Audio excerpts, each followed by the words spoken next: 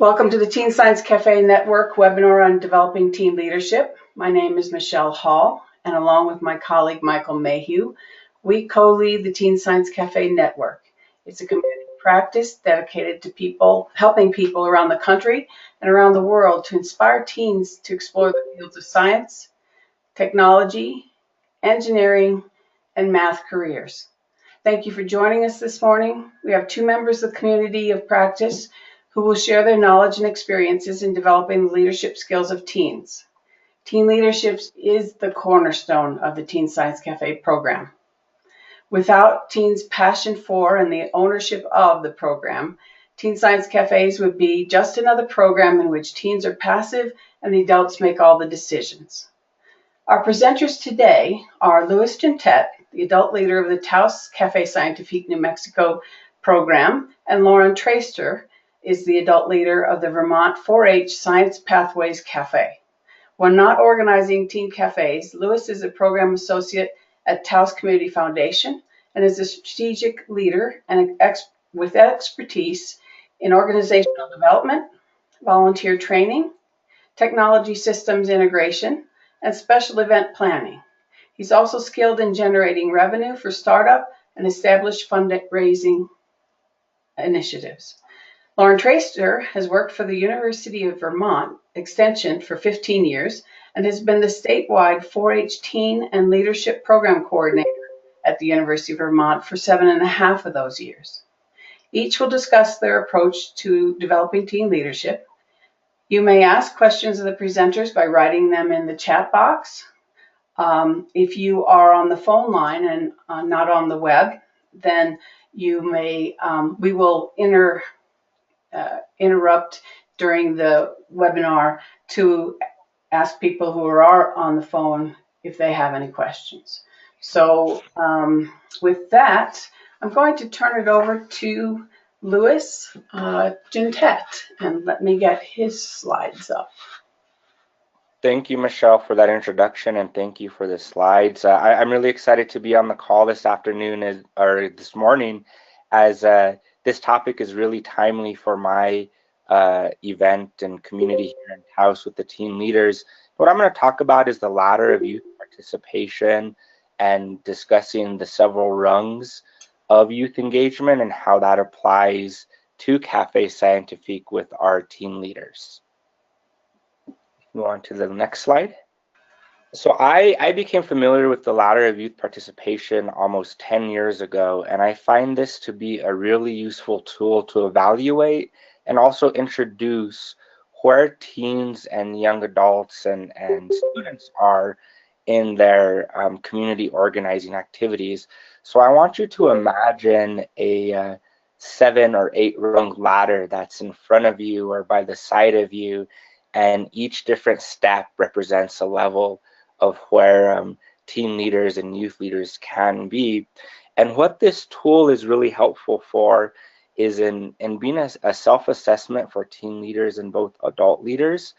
And what I really like about this is it aligns specifically with our core design principles, specifically with teen leaders in being able to have ownership and responsibility over their events, with adult leader support, but really empowering and encouraging teen leaders to take action and putting on these great community events for their peers.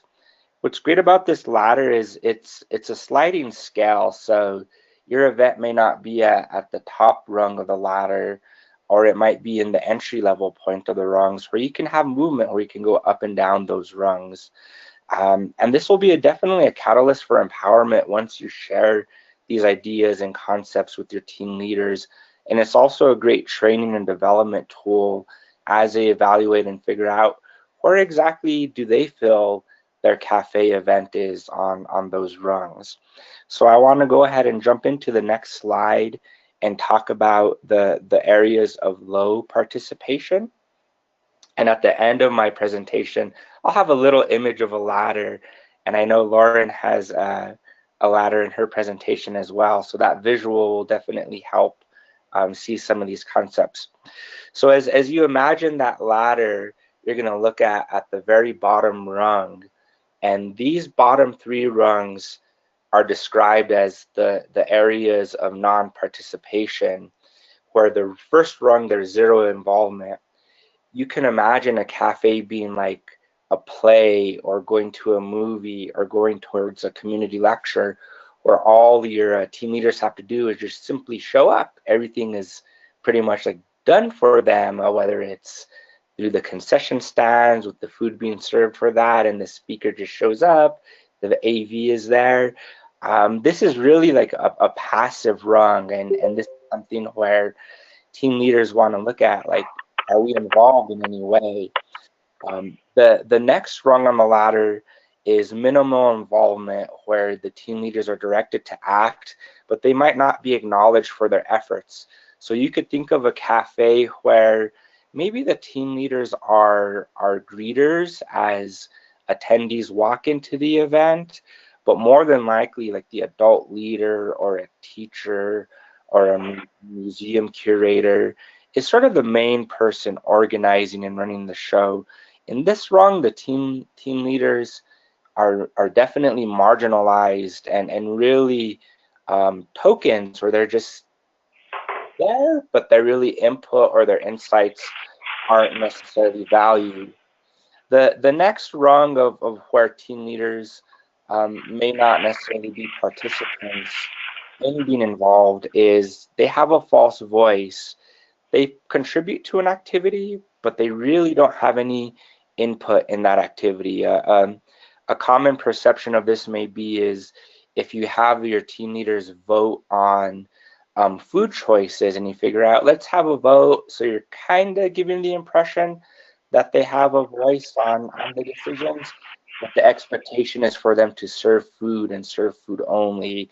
But beyond that, some of the production details of the cafe or some of the aspects of engaging with the speaker during the event and after the event aren't very involved. So you may want to assess your event and see what level of involvement your team leaders are currently engaged in, and there may be events where first-time attendees might be on those rungs, but we want to jump on to the next slide, and these are some of the rungs that you definitely want to strive and aspire to have your events running on.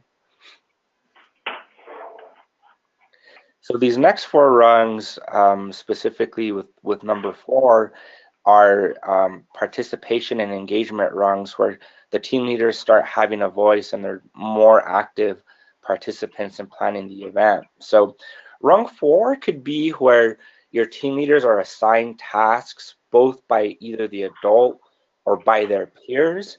This can commonly happen if you've had an event going on for many years and you've had prior team leaders create task manager plans or project plans.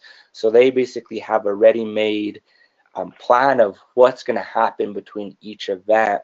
So there may not necessarily be a lot of planning or evaluation, but they have this tool that it's like, okay, we're going to have you go ahead and set up the tech. We're going to have you go ahead and set up the food. So in some way, some level, the teams are involved. They have an idea of how their planning and their leadership contributes to the event, but they're still in one way or another following orders, which may have come from a prior event or a partner event in another community. So these next 3 rungs are definitely areas that you want to aspire your event to be in. And this is rung number 5, where team leaders are valued and consulted. They are definitely critical stakeholders. I like to say that this is the approach where it's an event for teens, by teens, led by teens, where they definitely know that their input and their ideas are definitely valued.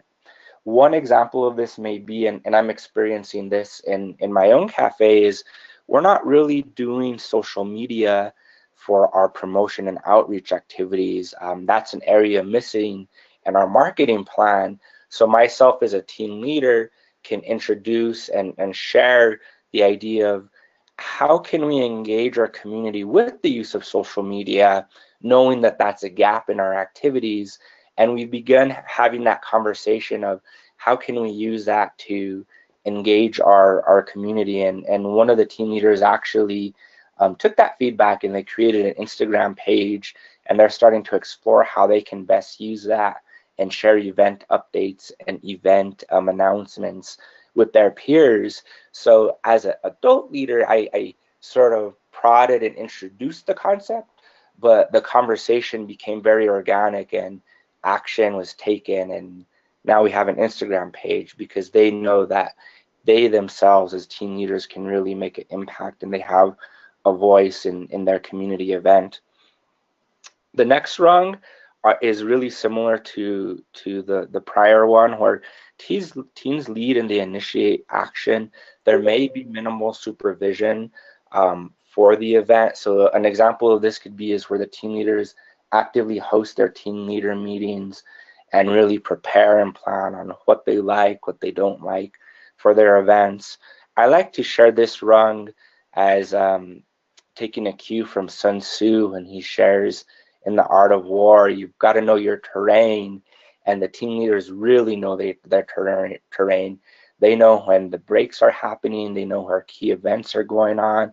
They really customize and create their planning activities to really know that this is an event that they can't have something going on when a major event is going on, such as prom or homecoming. So they're really actively engaged and involved in making those decisions. And the last rung is really that top level where they're running the meetings, they're running the production of the event, they're doing the evaluation of their cafes and trying to look at how can we continuously engage our attendees to both recruit and attract them to be future team leaders, but also how can we ensure that those individuals keep on returning to the cafes, and they also look at how do they engage and incorporate new attendees to the event. So there's a lot more questions that they're asking and a lot of inner reflection that they look at personally and as an event where they're really making the decisions to run the events. And I would probably say that rung really helps support succession planning activities and initiatives for future cafes, because you want to have these teams running and performing at a high pace, but they also want to share that knowledge for future cafes. So if we go to the next slide, it kind of has an overview of how this ladder can be used for your cafes. So in this ladder, there's the 7 rungs. You want to really aspire to be in rungs 5 through 7. You want to relate to the core principles, how team ownership and responsibility really connects to this, and this ladder can really visualize the different levels of involvement and participation. And one thing that you may want to do for your cafes is host a survey or survey your teams, basically say, where do you think we fall on these rungs of 1 to 7 or 1 to 8 that Lauren might be showing, to kind of evaluate that. If they feel they may not have a voice and you feel they have a voice, that creates a good opportunity to course correct and create changes on how can that narrative and that active participation change for your community of team leaders.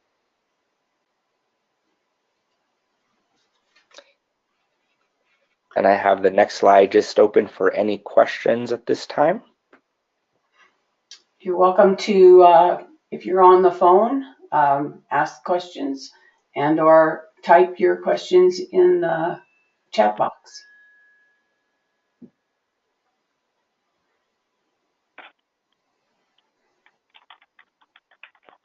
I have a question for you, Louis. Sure. What if the team leaders are really satisfied with their program, but as the adult leader, you can see places that they could grow as leaders and expand their program? How would you deal with that? That's a really good question. I like to take the approach of, if you enter an event or a program, a true test of leadership is you want to leave it in a better position than when you first entered. So I think sharing that philosophy where the team leaders may be comfortable in their activities. It's kind of constantly showing while we may be doing well, we may be as team leaders may be putting the event on and having high attendance. It doesn't hurt to evaluate specific aspects of the event. So maybe they do like what they're doing, but one approach that I um, bring to the table with every event, and I kind of pulled this from Pixar in the way that they do their movies, is at every stage of their planning process, they ask their engineers and their planners and their artists to bring to the table 5 things they like and 5 things they don't like, and trying to see if there's any similarities and trends in what they like and what they don't like. And we've actually done that in our cafe. And one of the things that came out in our event is the team leaders really liked that we had greeters and that we had paper sign-in sheets instead of some other forms of sign-in sheets. So they recognize that through their own efforts individually and collectively, and just kind of bring to the table those 5 likes and 5 dislikes really helped in a certain way bring about change that wasn't diminishing the efforts that they had done. Thank you. So Cynthia asked a question. We find the leaders of the Teen Cafe are also the same kids that are super involved in their school and private lives. Sometimes it seems to be a time issue more than a willingness or awareness issue. They want to serve, but tend to take on too much and things don't get done. I let them fail, but how can I help them learn from the failure better? That's a really good question. Failure is important, and I think being able to fail and fail fast and learn from those mistakes are an important part of this process. And one thing that I often see working with teams in this role and previously is you see the students really wanting to be involved in many clubs and extracurricular activities. And I like to share the philosophy of do it well. Like, let's really take on quality over quantity. And one of the areas that I've worked with my team leaders on is we've identified essential building blocks of what does a cafe look like and what needs to happen in that cafe. And we use a little hexagon leadership model that brings out those different tasks of whether it's communication, marketing, leadership development, and event production. So they can work independently on planning and preparing for the cafe in between team leader meetings, but they know that they can independently work, and as a team, they're all contributing to the main event. So I look at it as taking on bite-sized responsibilities instead of trying to take it on by themselves, because I think that in and of itself is a really good leadership lesson, that you could be the person putting together the event and getting all the recognition, but all of this is really building community and building on the strengths of others and being able to build new strengths and build new activities for the students. So really focusing on doing it well and really creating bite-sized activities that the team leaders can take on that doesn't create that sense of being overwhelmed. Thank you. We have a question from Jennifer Borland. She asks, based on surveying you've done, is there an average place where programs fall? And I'll answer part of this, but I'll let Louis give his answer. We do not have a network-wide survey for this purpose. One of the reasons for doing this webinar is to get our adult leaders thinking about how to measure where they are on this ladder. And so we may be having more discussions about this, or we could have send out this form, the letter, to all of our members and ask them to, feedback to us where they feel that they need some help on these things. So, Lewis? Yeah, it's an interesting question. So I've introduced this to the students on a one-on-one basis. I hold what I'm calling cafe office hours to really help provide coaching support to the students in between the cafes. And their reaction has really just been to absorb it and take it in. But part of the conversation that I've been having to gauge their involvement is one, trying to see what the motivations are for participating in cafe, but also trying to see how the cafe experience can benefit them um, personally, but also by extension academically. I met with the team leader last week and we just talked about their interest in being in part of cafe as they like science, but they want to be better at communicating.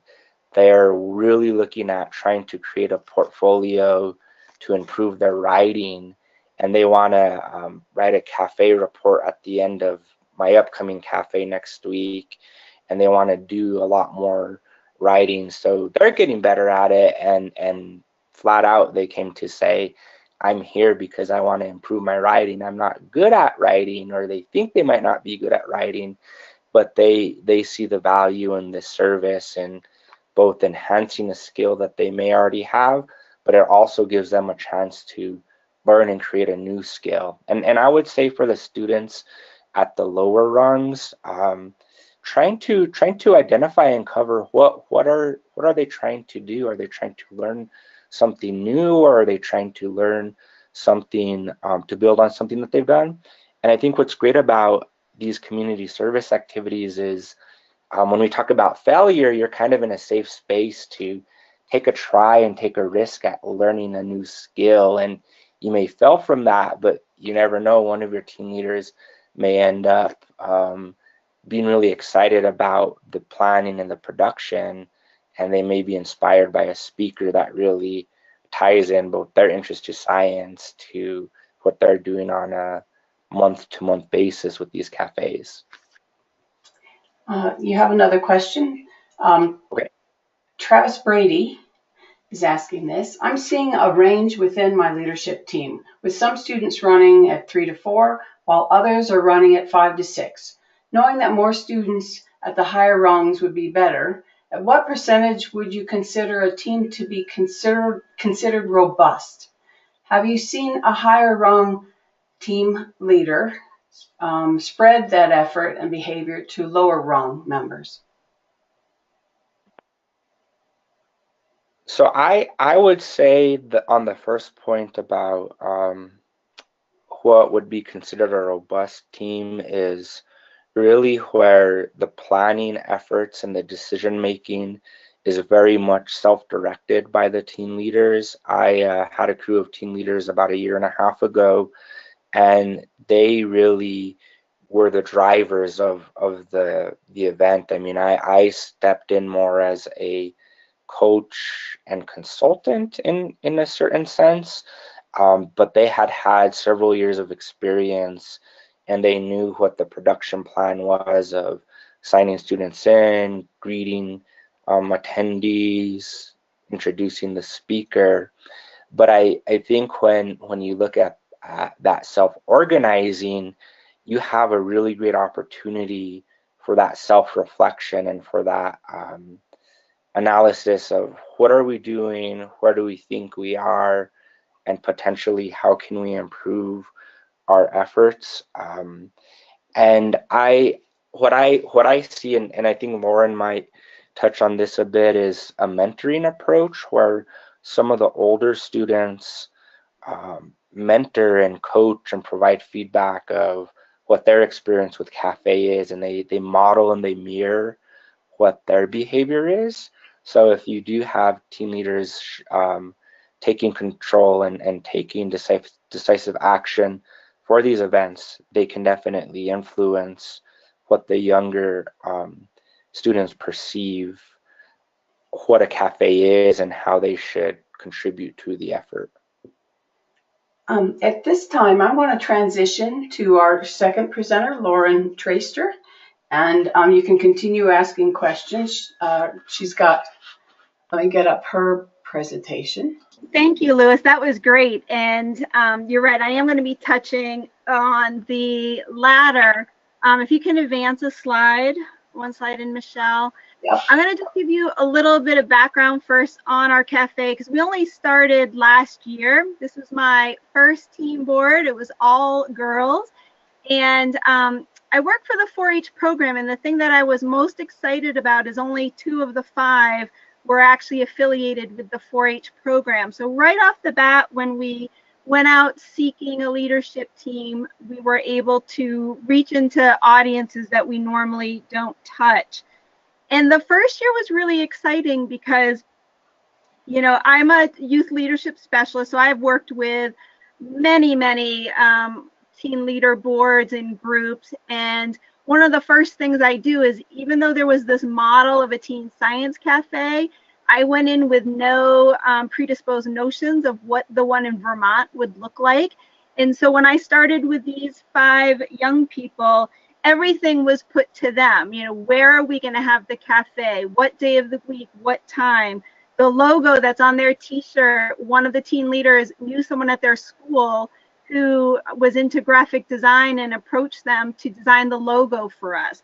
And that was a collaborative process. And then they started brainstorming topics. You know, what would our first cafe topics be? And none of us had any connections with the science community. So based on what they were interested in, I searched for potential presenters.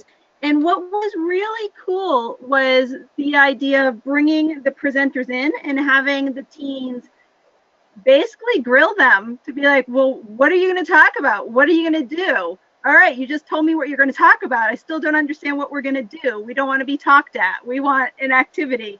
And they were so good at helping to shape what our first few cafes were going to be. And what was most interesting, they really wanted a cafe on artificial intelligence, but the person we found could not keep a focused thought. He was brilliant, but his ideas literally pinged around the room like we were in a pinball machine.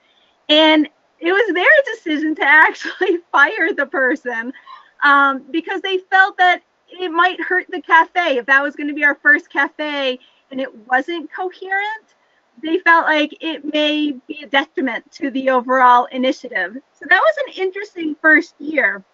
If you can advance the slide.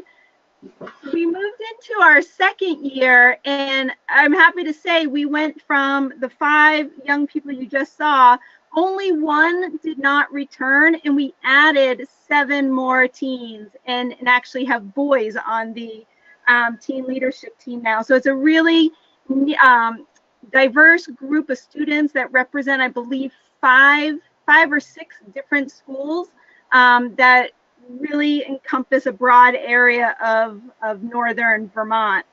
And in our second year, we expanded our cafes, and we also expanded our offerings based on what the teens were asking for. They felt that the cafes were interesting, but they feel like they didn't actually go into that higher level learning.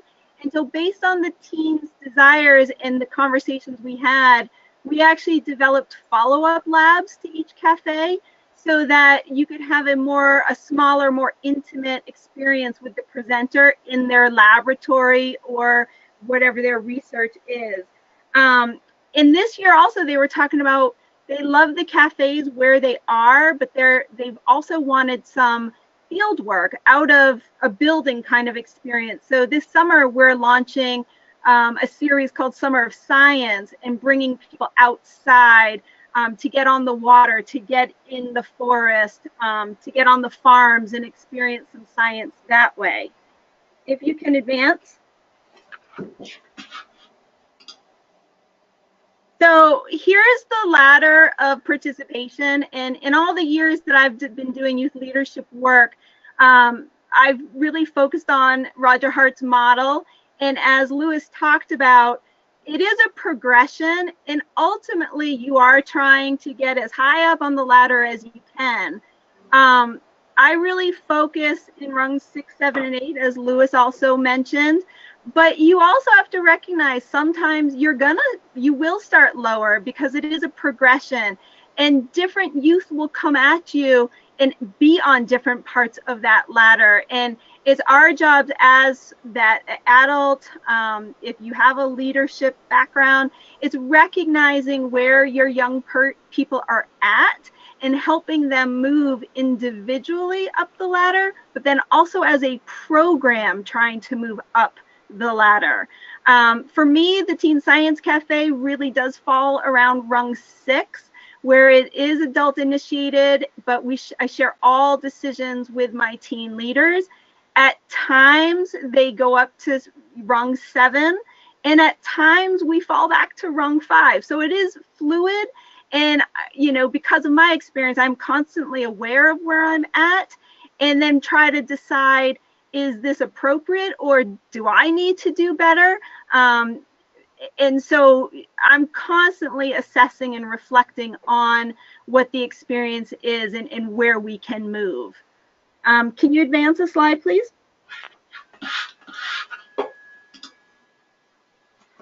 So one of the things that I want to focus on is just more some tips about how to work and things to be cognizant of when you're working with your young people. And I do look at this idea of mentoring, whether it's the adult that's mentoring, or as Lewis said, whether it's the more experienced youth who are mentoring the newcomers into the leadership role. But it's right up in that left corner. Start from where protege is, not from where you want him or her to be. So you have to, part of that gets to knowing your teens, taking the time to really listen to them, to get to know them, to understand what their strengths and weaknesses are, and then build from that. And with that, you have to ensure that they are looking to you as someone that they can trust, that they can rely on, that you are authentic, that you're there because you care about them, and that you want to help them build skills and develop and succeed ultimately. If you can advance a slide. So the most important thing, I think, is that the youth need to know that they have a voice, and this goes back to the ladder. The higher up you are on the rung, that is where youth voice comes into play. But it's not just having a voice. It's them knowing and feeling that you are listening to them, and not just listening and nodding your head, yeah, I hear you, but listening, and that they can see that you've taken what they've said and turned it into action. I mentioned that we have the follow-up labs. That is specifically because I heard what our teens were saying, and that we then developed together something that could address that issue that they felt that they wanted, that more intimate experience. Same with the Summer of Science. It's really making sure that when they speak, that they feel that their voice is heard and that something comes out of it. If you can advance a slide. So one of the most important things with youth voice is this idea of the power of wait time. Often adults, when working with young people, will ask a question and then just answer the question because no young person spoke up in the 10 seconds you gave them to answer.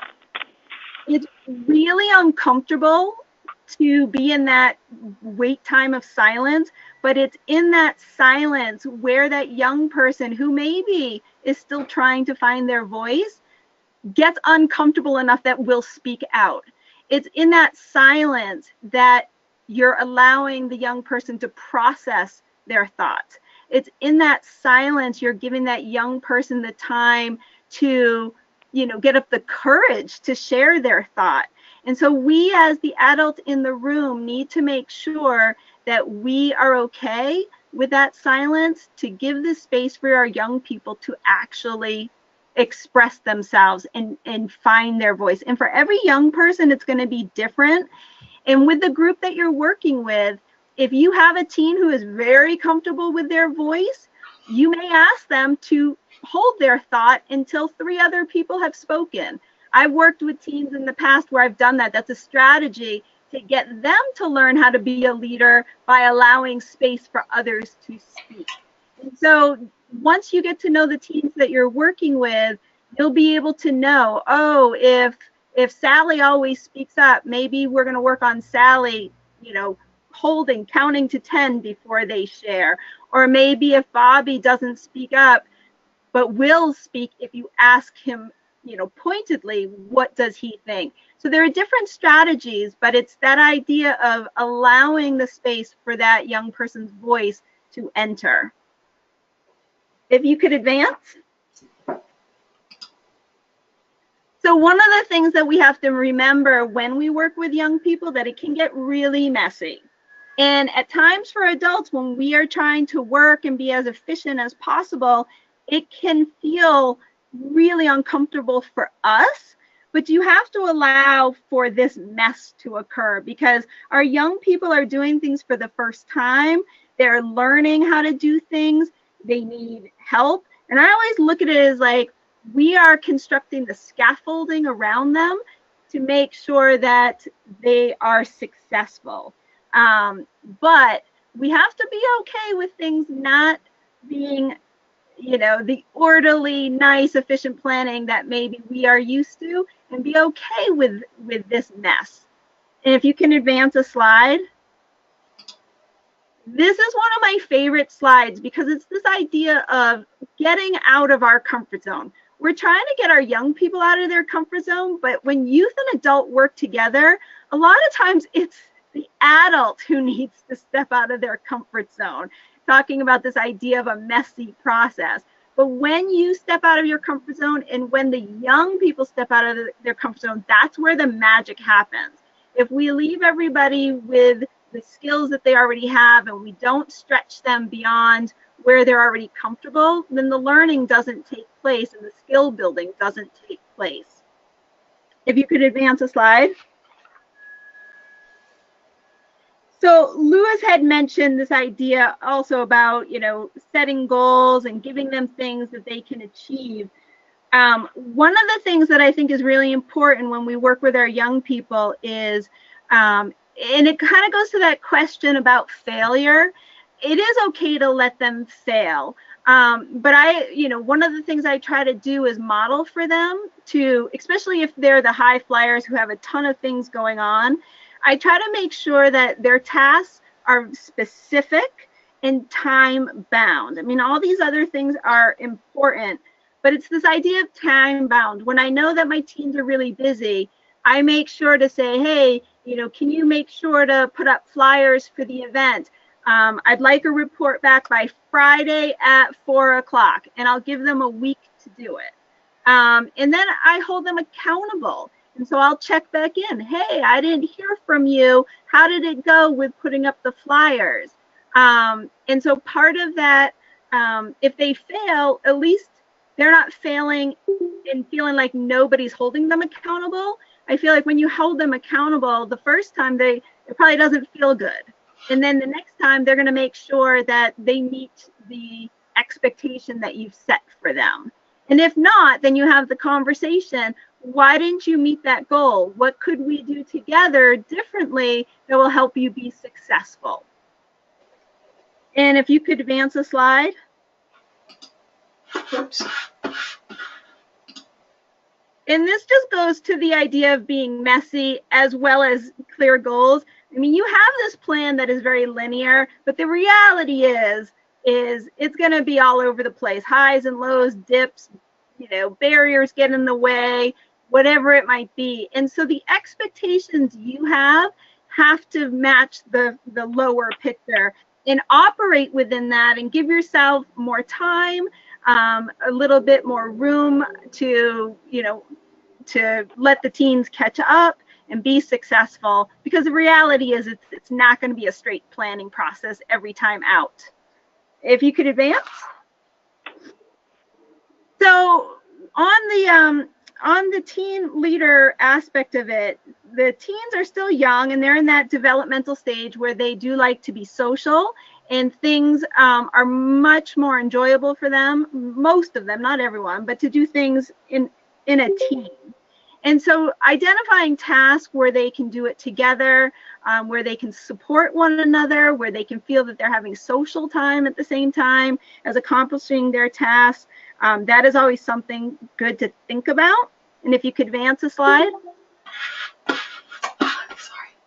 I find that one of the things where that teamwork comes in is when we're brainstorming and letting the team see that when one person has an idea and then people build off it, especially when you start talking about the structure of cafes, different topics, what a hands-on activity could be, they're experiencing that idea of collaborative leadership where it's, you know, things get better when you work together as a group. And in our cafes, my leaders have seen that, you know, when they talk things out, when they interview presenters, when they get to take an idea and just, you know, run with it and have different people add to that idea, they end up with a cafe that is stronger, more fun for everybody. And in the end, they get that practical experience of knowing that we don't work in a silo. We work, you know, as teams, and that we usually end up with a better result when more people have input into an idea. If you could advance. So some of the common mistakes that we make, we being the adults, when we work with young people, and this is pretty common in youth adult partnerships. And when I say youth adult partnerships, that's at about rung 7 and 8. And a lot of times what happens is the mistakes that we make is we lack the confidence in the abilities of the young people that we work with. And so we tend to either micromanage them, and so we don't give them the space that they need to do what they're perfectly capable and able to doing, or we trust them too much and we have a more hands-off approach and we don't recognize the skills that they have not yet acquired. And so it's really that idea of trusting too much or too little that can create some areas where you might get into trouble. Other areas are we listen. When we listen, you have to make sure not to interrupt. A young person, when they're finding their voice, if you interrupt, especially if it's the first time they're trying out their voice, you may shut that voice down forever. They might decide that it wasn't worth it. And so be very careful of interrupting. Also, take the time to get to know the young people that you're working with. The more you know them just as people and what their interests and their activities are, and you can ask them about it, they're going to connect with you, and then they're going to put trust in you, and it's going to make that relationship more beneficial for all. Can you advance a slide? So how do we fix these mistakes that we make? The first, I think, is we have to be willing to share power and responsibility with young people. So if you think about that ladder, you know, sometimes we might want to operate down at rungs 1 and 2 because it might be easier, but everything's going to be much more exciting and beneficial the higher up the ladder you go. Recognize that sometimes your young people have skills that you don't have and you can learn from them. So treat each other as peers and respect one another and recognize that everybody, no matter the age, brings a different skill set to the table. Most importantly, don't expect more from a youth than you would for an adult. So if a youth is late to a meeting, don't call them a slacker. You know, how many adults do you know that show up late to meetings? We have to have the same expectations. The young people I work with are incredibly busy. I don't think I could survive the schedule that many of them have.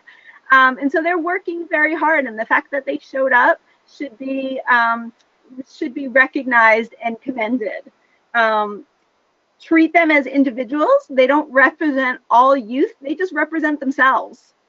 And remember that when you are working with them, your role is not as their parent.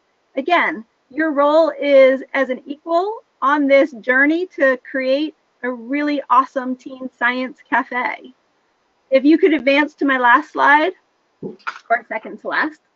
I just want you guys to always remember that ultimately, when we're working with young people, whether it's in a science cafe or some other area of their lives, we're hoping that we're going to stretch them outside of their comfort zone so that they will grow and that they will be, they're going to learn from their mistakes. They're going to grow and learn. And with these science cafes, hopefully they're going to be excited to pursue science. But our role with them is to really help nurture and challenge them and stretch them so that as they transition from youth to adulthood, they will have the skill set to do that successfully. And my final slide is just to ask if any of you have any questions. We have two written questions. One of them is from Daniel Pate, who's in Albuquerque and a new leader of a cafe this year. Let's see. Sorry, let's start with the conversation started with Cynthia Spratley. We started strong with 15 to 17 students in the early school year, and then we went down to a steady 12 now. Is there a number that works best? I'll let the two adult leaders answer that. Yeah, I mean, for me, in my first year, I had 5. I think I started with 6 maybe. And then this year, we actually started with 13 and then ended up with the 11. I don't think that there is a number that works best. I think if you have teens that are showing up who are committed, then, you know, with fewer teens, they just might have to play a bigger, you know, maybe do one or more tasks at each cafe. My cafes are quite large, so for me to have more there helps, but it's not a deal breaker. I don't think I actually would have a teen board bigger than 15, just because I think you run out of tasks for them to do, and I want to make sure that they actually feel like they're doing something if they're making this commitment.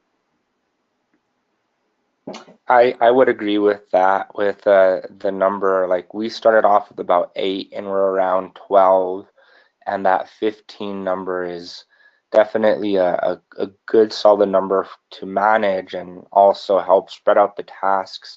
And I think for the folks that may drop off, trying to identify how to still keep those individuals engaged by having them attend the cafes and possibly seeing if they could be part of like the day of event, like day of volunteers, just so they could stay involved too. But that's what I've experienced with that ballpark of 12 to 15 students.